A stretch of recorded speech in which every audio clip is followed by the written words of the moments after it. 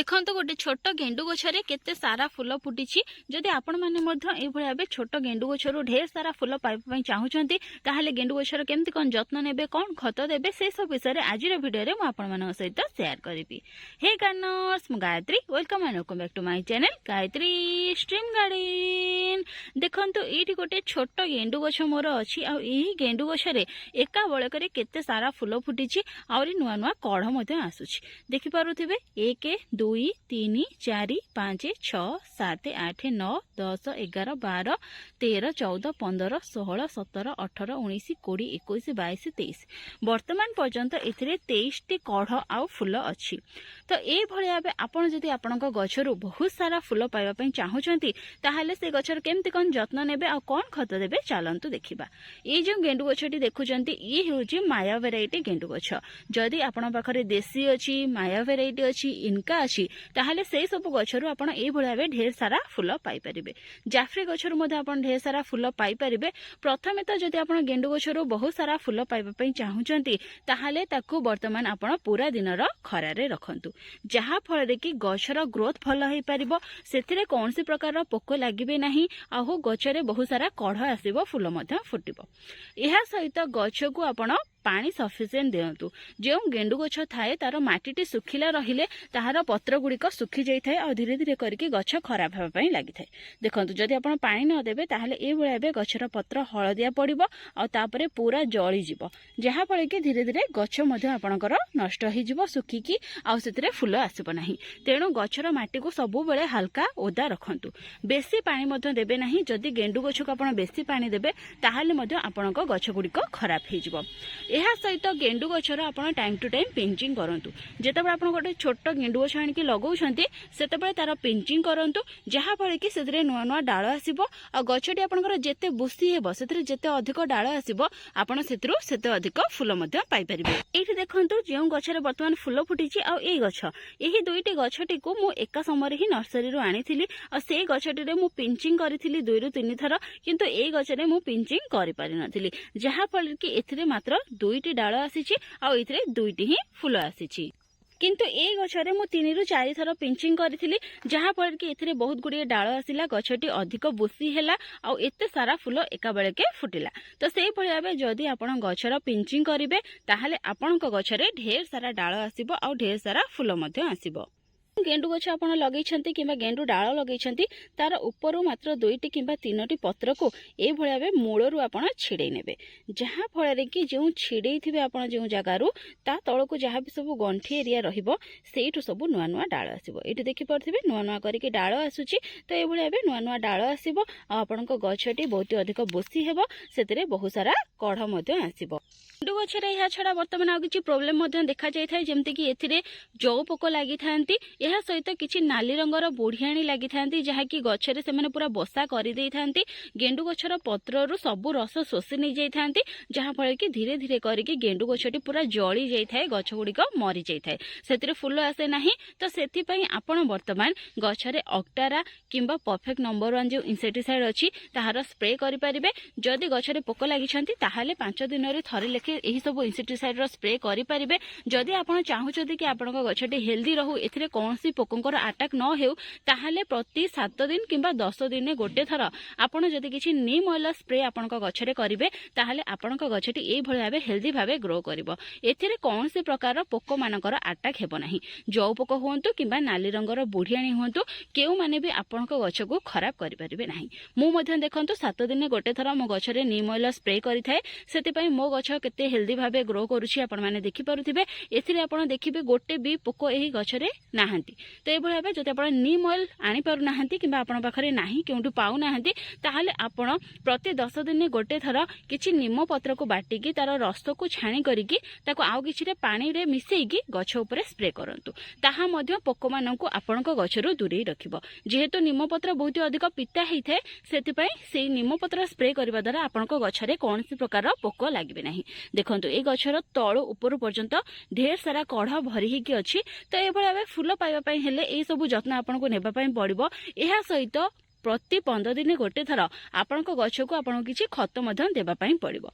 जदि आपण खत न देबे ताहाले गछरे फ्लावरिंग करिवो नाही। जदि ग्राउंड लगैछंती ताहाले होय त खत देबार किछि आवश्यकता नाही, किंतु जदि आपण छोट छोट पॉट लगैछंती किबा ए भळे अटा जरी लगैछंती ताहाले निहाती 15 दिन को गोटे थर आपण गछ को किछि खत दियंतु। गछ को खत देबा पूर्वरु प्रथमे गछरे जहा भी सुखिला फूल थिबो जहा कि फुटी सारी थिबो से सब फूल को आपण काढी नेबे। जदि से सब फूल रहिबो ताहाले गछटी से सबरो मंजी प्रिपरेशन करिया पई लागिबो, जहा फळ कि यार जो कढ़ नुआ करके आसुची ए कढ़ गुड़िक भल भाव बढ़ी पारिबो नाही किबा भल भाव फुटी पारिबो नाही। सेथि पई सुखी जाइथिबा फूल को आपण टाइम टू टाइम काढी नियंतु। जदि मंजी रखिया पई चाहुचंती ताहाले गोटे दुईटी फूल छाड़ी पारिबे, किंतु सब फूल गुड़िक मंजी आपण रखंतु नाही। जदि सब फूल को मंजी रखिबे ताहाले आपणक गछटी खराब हेजिबो, बेसी फूल आपण सेतरु पाई पारिबे नाही। गेंडु गछरु जेतबे आपण सुखिला फूल काढुचंती किबा पूजा पई फूल नेउचंती ताकू एठू बिल्कुल भी छिड़े करके नियंतु नाही। सब बेले तार जेउठू ट्रू लिव्स आसीची ए जो पत्र आसीची एठू ही आपण ताको छिड़े करके नियंतु।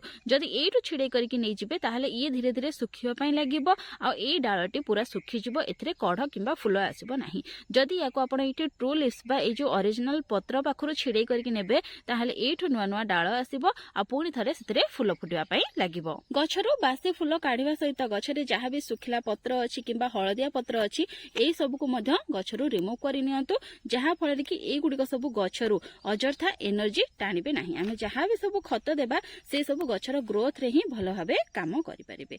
एहा सहित आपण गछर माटी को मध्य खत देबा पूर्वरु सुखिला रखंतु, जहा फळ कि एथिरे कोनसे प्रकार पोक लागिबे नाही किंबा फंगस लागिबे नाही। जदि माटी ओदा थिला बेले आपण खत देई देबे ताहाले सेतिरे होय त फंगस लागि पारे। एहा सहित आपण माटी को टिके हालुका करि नेबे, जहा फळ कि आमे जहा भी खत देबा से गुडी को गछर ग्रोथ रे शीघ्र काम करि परिबे।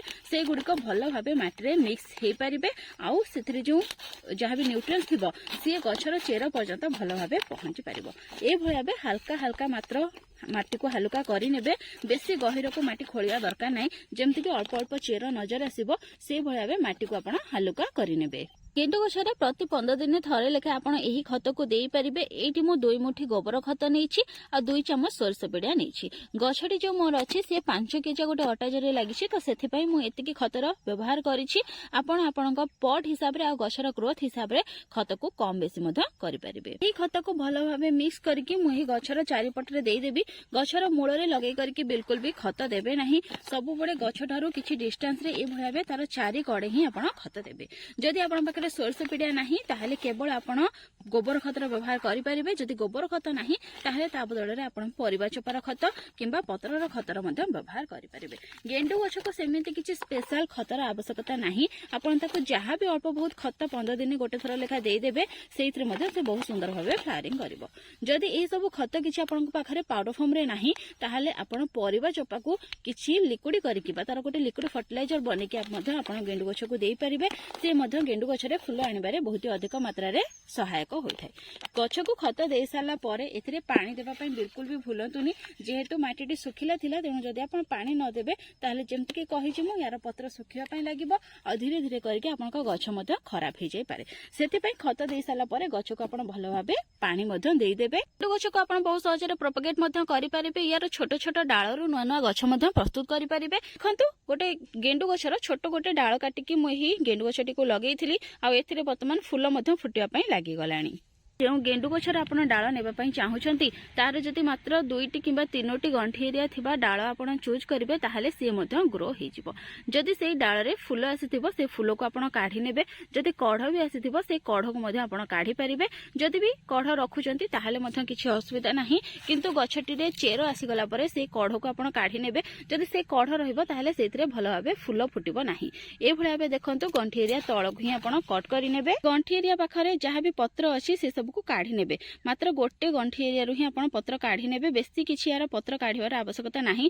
गेंडु डाळ गुडी को बहुत सहज रे लागि जाय थाय। मात्र 4 रु 5 दिन भितरे एथिरे चेर आसी जाय थाय।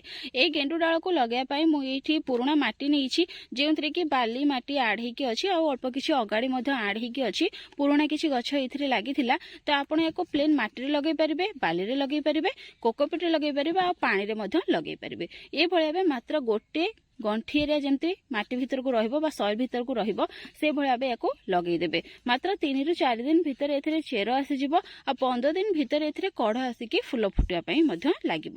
ୟାକୁ ଡାଇରେକ୍ଟ ଆପଣ ଯେଉଁ କୁଣ୍ଡରେ ଲଗେଇବା ପାଇଁ ଚାହୁଁଛନ୍ତି ସେଇଠି ମଧ୍ୟ ଲଗେଇ ପାରିବେ। ବହୁତ ସହଜରେ ଗେଣ୍ଡୁ ଗଛଟି ଆପଣଙ୍କର ଗ୍ରୋ ହେଇଯିବ।